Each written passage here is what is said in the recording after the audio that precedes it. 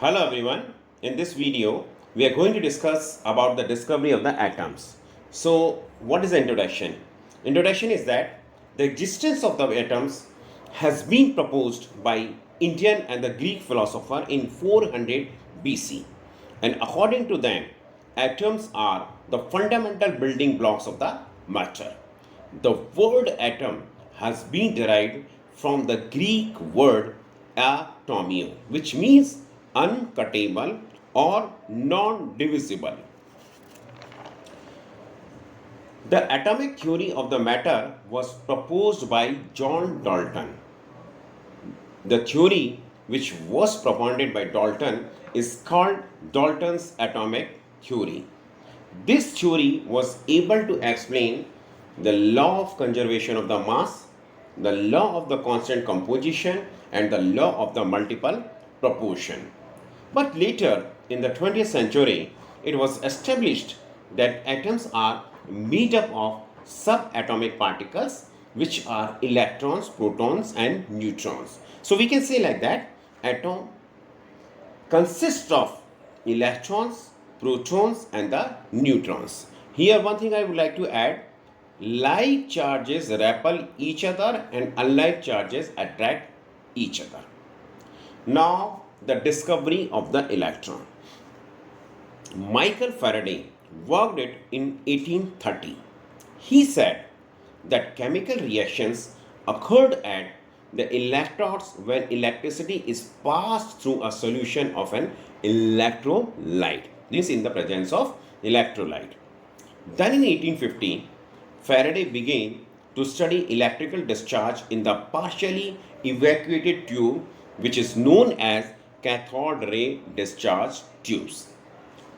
When sufficiently high voltage is applied across the electrodes, the current starts flowing through a stream of particles moving in the tube from negative electrode, that is called cathode, to the positive electrode, that is called anode, and these were called cathode rays or cathode ray particles. Means they flow from negative to positive, from cathode to anode.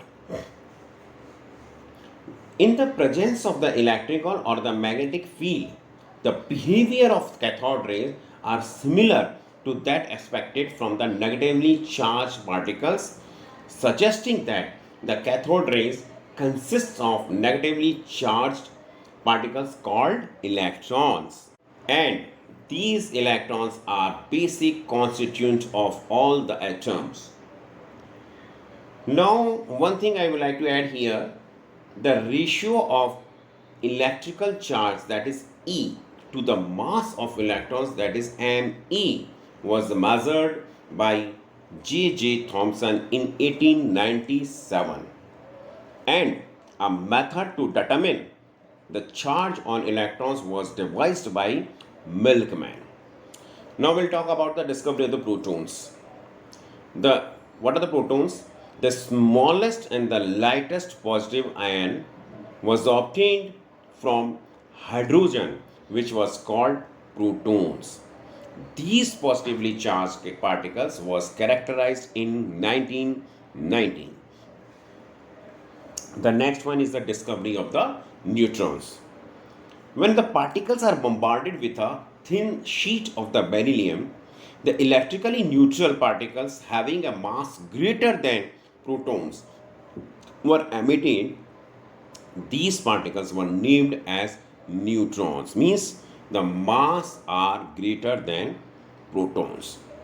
These particles were discovered by Chadwick in 1932. Now we'll talk about the characteristics of the electrons. The characteristics of the cathode rays, that is electrons, do not depend upon the materials of the electrodes and the nature of the gas present in the cathode rays tube. This is very important. Next one, the cathode rays, that is electrons, starts from cathode and move towards the anode. Means from cathode to anode, or we can say like that, from negative to positive. Cathode rays are not visible, but their behavior can be observed with the help of the certain kind of the materials. Means these are not visible. We cannot see it, but we can observe the behavior of it. The next one is the cathode rays travel in the straight line. Means they travel in the straight line in the absence of the electrical or the magnetic field. And according to the Thomson, the amount of the deviation of the particles from their path in presence of electrical or magnetic field depends upon these: the magnitude of the negative charge on the particles, second, the mass of the particles, means lighter the particles, greater the deflections, and the strength of the electrical or the magnetic field, means deflection of the electrons from its original path increase with the increase of voltage across the electrodes in the strength of the magnetic field. And the value of E oblique ME as E oblique ME equal to 1.758820 into 10 C kg, where ME stands for the mass of the electrons in kg and E stands for the magnitude of the charge on electrons in coulomb C.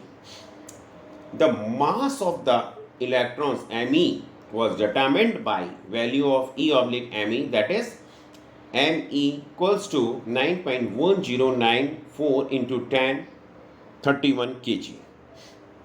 Now we'll talk about the characteristics of the protons. These are positively charged particles. These are called protons. Mass of, first one is the mass of positively charged particles depends upon the nature of the gas present in the cathode rays tube. Means the mass of the positively charged depend on which gas is present in the cathode ray tube. The next one is the charge. The charge to mass ratio depends on the gas from which they originate, and the behavior of these particles in the magnetic or electrical field is opposite to that observed for the electrons in the cathode ray. It is very important because it is totally opposite to electrons. Some of the positively charged particles carry a multiple of the fundamental unit of electrical charge. This is also very important. The next one is the characteristics of the neutrons. The mass of neutral particles, neutrons, was greater than protons.